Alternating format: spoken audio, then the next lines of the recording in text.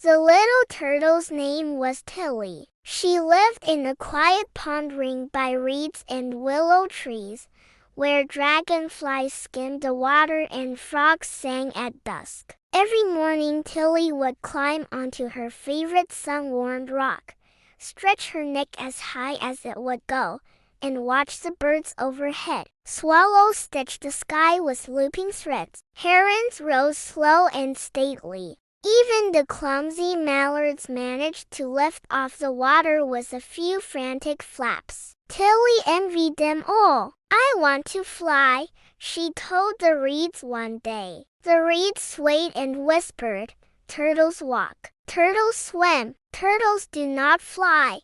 But Tilly had already made up her mind. She began to prepare. First, she asked the old carp beneath the lily pads for advice. The carp blew thoughtful bubbles. "Flight requires lightness," he said. "You carry your house on your back."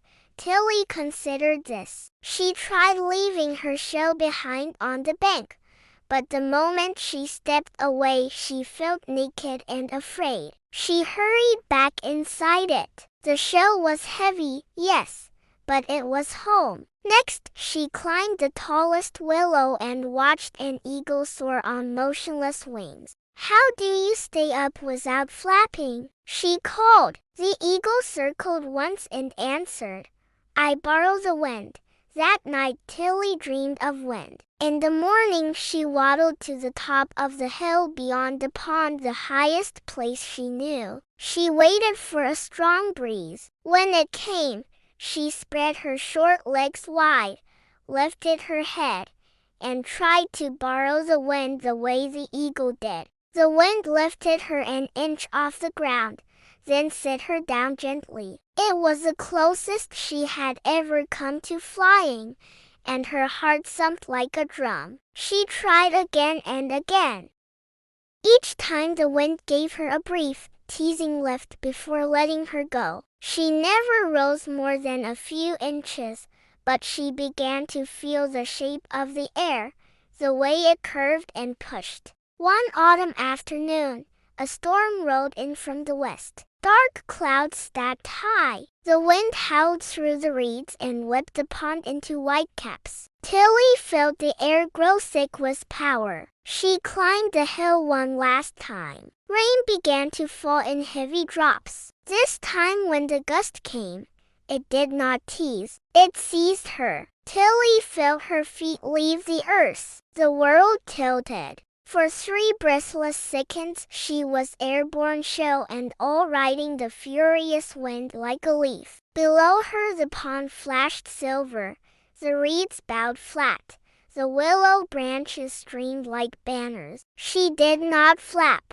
She simply opened herself to the storm and let it carry her. Then the gust passed. She dropped, tumbled once on the soft grass of the hillside, and slid gently down to the water's edge. She lay there stunned, rain drumming on her shell, heart racing with joy. A heron landed nearby and regarded her with one bright eye. "Did you fly?" he asked. Tilly thought about it. She had not soared like the eagle or darted like the swallow, but for a moment the sky had held her. "Yes," she said, "I flew." The heron nodded once and lifted away into the storm. Tilly crawled back into the pond. The water felt warmer than usual, as if it were welcoming her home after a long journey. From that day on, whenever the wind rose and the clouds gathered, Tilly would climb her hill and wait. Sometimes the wind only ruffled her shell. Sometimes it lifted her an inch or two. But every turtle in the pond knew the story of Tilly who flew, even if only for 3 perfect seconds, and no reed ever again told her that turtles cannot fly. Because once, in the heart of a storm, one turtle did. Moral of the story: dreams are not limited by what others say is possible. With courage, patience, and openness to the forces around you, even the heaviest among us can touch the sky, even if only for a moment. If you enjoyed this gentle tale of bravery and wonder, subscribe to Brave Little Tales for more beautiful stories like this one, delivered with heart and imagination.